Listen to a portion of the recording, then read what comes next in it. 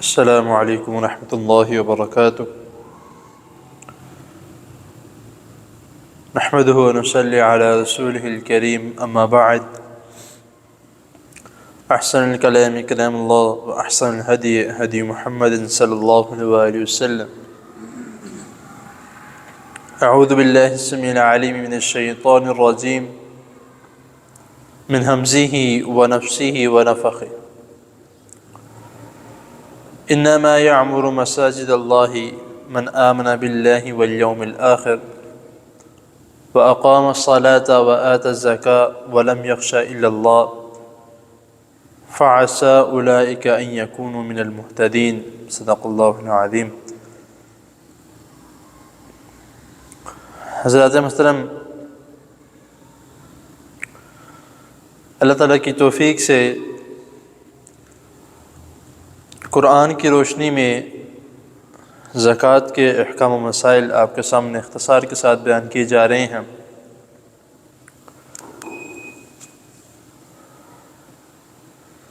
اس آیت کریمہ میں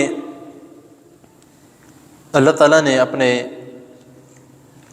ان لوگوں کا ذکر کیا ہے جو مسجدوں کو آباد کرتے ہیں، یا یہ کہا جائے، اس کا اگر دوسرا معنی لیا جائے کہ مسجدوں کو تعمیر کرتے ہیں۔ دو معنی آتے ہیں، آباد کرنا اور تعمیر کرنا، کیونکہ اس آیت کریمہ میں جو یعمر کا لفظ استعمال ہوا ہے، اس سے تعمیر کا لفظ بھی نکلتا ہے اور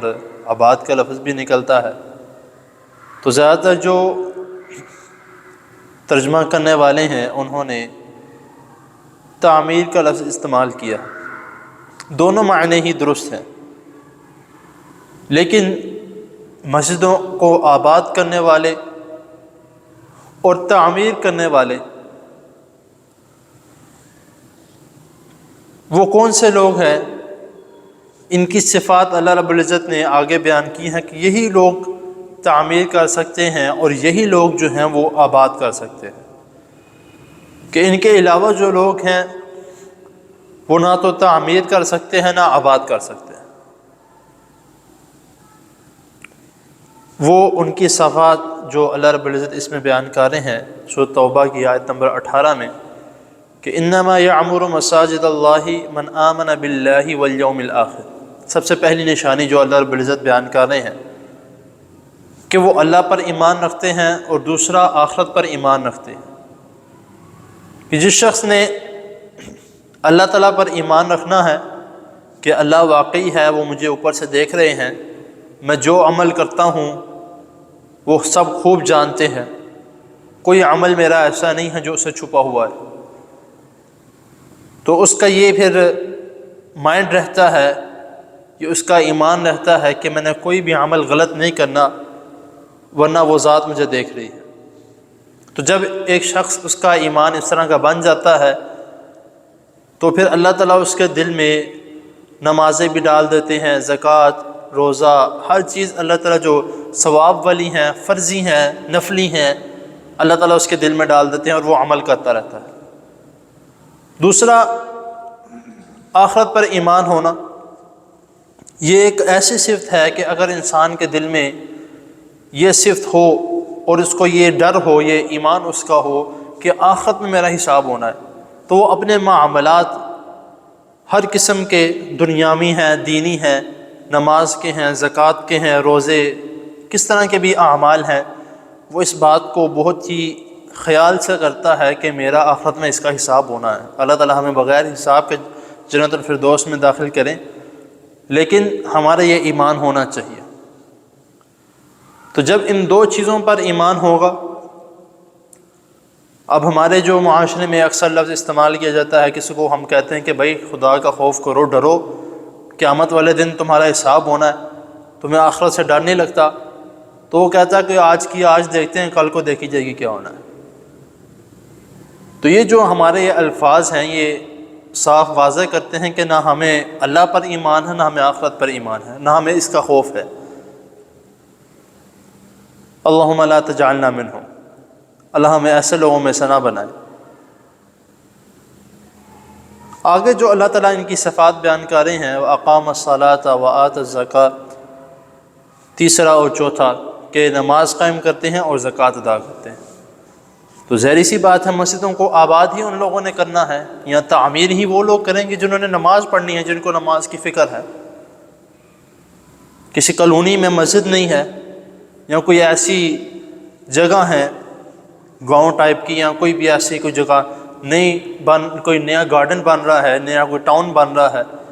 تو جن کو نماز کی فکر ہے تو وہ کہتے ہیں کہ یار سب سے پہلے یہاں پر مسجد تعمیر ہونی چاہیے، تاکہ جب یہاں پہ لوگ آباد ہوں تو ساتھ ان کو مسجد نماز پڑھنے کی جگہ ملے۔ تو جن کو نماز کی فکر ہوگی، جنہوں نے نماز پڑھنی ہوگی، تو مسجدوں کو تعمیر بھی کریں گے اور مسجدوں کو آباد کرنے کے لیے مسجد میں بھی آئیں گے۔ آج آپ دیکھ لیں کتنے لاکھوں لوگ جو ہیں وہ باہر سے، مسجدوں کے باہر سے گزرتے ہیں، مسلمان ہے، یہ نہیں کہہ سکتے غیر مسلم ہے، یہ کوئی غیر مسلموں کا شہر نہیں ہے، یہ مسلمان شہر ہے۔ اس میں تقریباً 95% لوگ جو ہیں وہ مسلمان ہیں، غیر مسلم تب سے 5% ہے۔ تو پھر بھی آپ دیکھیں کہ اتنی مسجدیں ہیں، اگر صرف ان کالونی کے لوگ ان میں سے بھی کوئی ایک دو لوگ آ جائیں نماز پڑھنے کے لیے تو مسجدیں بڑھ جائیں گی، جگہ نہیں ملے گی نماز پڑھنے کی۔ لیکن ہمیں کسی چیز کی پرواہ نہیں ہے۔ تو پھر اللہ رب العزت اس میں یہی صفات بیان کریں کہ جو لوگ نماز قائم کرتے ہیں وہی مسجدوں کو آباد کرتے ہیں اور وہی مسجدوں کو تعمیر کرتے ہیں۔ چوتھی چیز جو اللہ تعالیٰ نے زکوٰۃ کا بیان کیا ہے کہ جو زکوٰۃ ادا کرتے ہیں وہ بھی اس صفت میں شامل ہے۔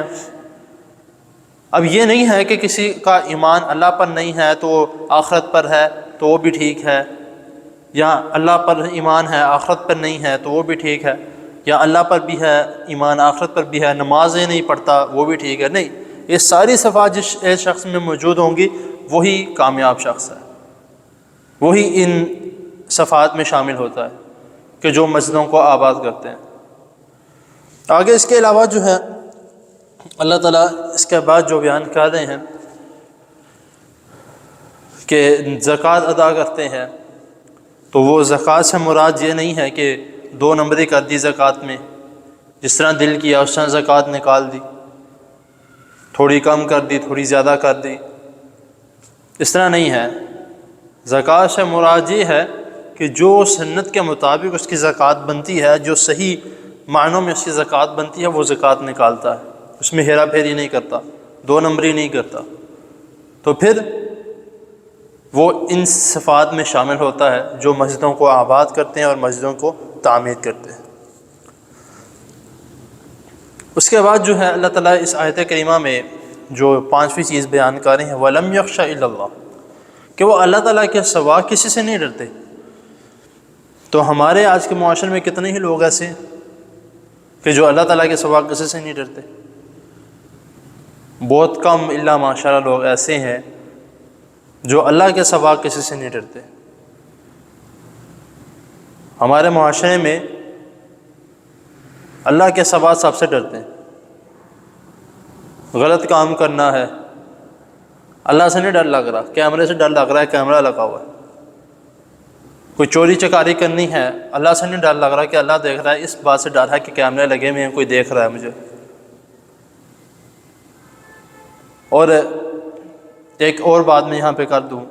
کہ ہم اللہ تعالیٰ سے نہیں ڈرتے، کہیں کسی جگہ پہ گناہ ہو رہا ہو کہ ہم اس کو روکیں گے تو یار لوگ کیا کہیں گے، ہم اس بات کی فکر کرتے ہیں کہ لوگ کیا کہیں گے، تم مولوی ہو گئے ہو، تم درس بہت سننے لگ گئے ہو، تم اچھی جگہوں پہ جانے لگ گئے ہو، لگتا ہے خطبہ تم نے بہت ٹکا کے سنا ہے کہ آج تم بدلے بدلے سے لگ رہے ہو۔ ہم ان باتوں کو سوچ کے جو ہے وہ ہم اچھائی کی طرف نہیں جاتے۔ تو یہ ڈر ہی ہے لوگوں کا، یہ اور کیا ہے؟ یعنی کہ اللہ کا خوف نہیں ہے، کہ اللہ تعالیٰ سے ڈرنا چاہیے، نیکی کے اعمال کرنے چاہیے، لوگوں کو نیکی کی طرف بلانا چاہیے۔ تو ہمیں اس بات کا کچھ بھی نہیں ہے، بس یہ ہے کہ لوگ ہمیں کیا کہیں گے۔ تو اس آیت کریمہ میں جو وَلَمْ يَخْشَ إِلَّا اللَّهُ سے مراد یہ ہے کہ اللہ تعالیٰ سے صرف ڈرنا ہے۔ بہت سے ایسے لوگ ہیں جو صرف اللہ تعالیٰ سے ڈرتے ہیں، لوگوں کو کیا ہے، جہاں پہ کوئی غلط کام ہو رہا ہے، غلط بات ہو رہی ہے، غلط عمل ہو رہا ہے، ان کو روکتے ہیں ان کو یہ فکر نہیں ہے اگر رشتہ دار ناراض ہو جائے گا، رشتہ دار کیا کہے گا، لوگ کیا کہیں گے، نہیں، وہ کہتا ہے کہ بس اللہ تعالیٰ کا خوف ہونا چاہیے میرے دل میں، اور میں اللہ تعالیٰ کو ہی حاضر ناظر جان کے اللہ تعالیٰ کو راضی کرنے کے لیے یہ عمل کر رہا ہوں۔ یہ لوگ ہیں جو ولم یخشى الا اللہ میں شامل ہوتے ہیں۔ تو جن لوگوں میں یہ 5 صفات پائی جائیں گی وہی ہیں جو اللہ تعالیٰ کی مسجدوں کو آباد کرنے والے ہیں۔ تو جو مسجدوں سے باہر جو پھر رہے ہیں یا جنہوں نے بازار بھرے پڑے ہیں جن لوگوں سے، تو پھر وہ میرے حساب سے ان لوگوں میں شامل ہیں جو ان تمام صفات سے مستثنیٰ ہیں۔ جس طرح نماز قائم کرنا، زکوٰۃ ادا کرنا، اللہ تعالیٰ کے سوا کسی سے نہ ڈرنا، اور اللہ پر ایمان، آخرت پر ایمان۔ تو جو لوگ اس چیز سے، ان صفات سے مستثنیٰ ہیں، تو وہ باہر پھر رہے ہیں، وہ بازاروں میں پھر رہے ہیں، ان کو نماز کی فکر نہیں ہے۔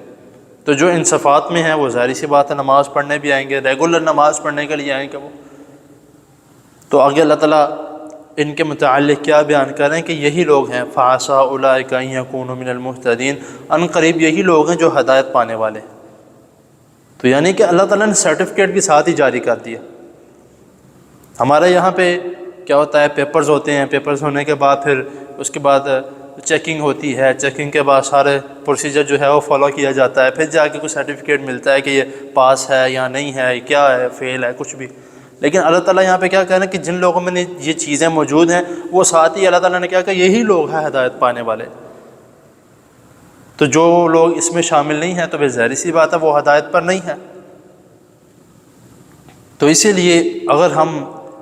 روز نماز پڑھنے کے لیے آ رہے ہیں، زکوٰۃ اپنی الحمدللہ دے رہے ہیں، اللہ تعالیٰ پر ایمان بھی ہے، اللہ تعالیٰ کا خوف بھی ہے، اور کسی کا خوف نہیں ہے،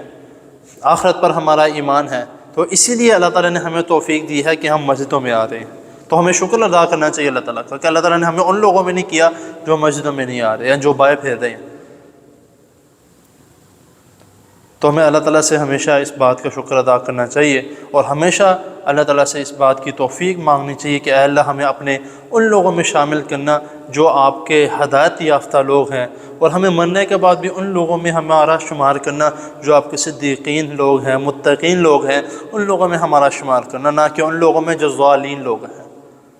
جو گمراہی کی طرف جا رہے ہیں۔ تو اللہ تعالیٰ کی حضور دعا ہے اللہ تعالیٰ ہمیں جو سنا اس کو سمجھنے کے، اس پر عمل کرنے کی توفیق عطا فرمائے، اور ہمیں صحیح سنت کے مطابق تمام معاملات کرنے کی اللہ تعالیٰ ہمیں توفیق عطا فرمائے۔ جزاک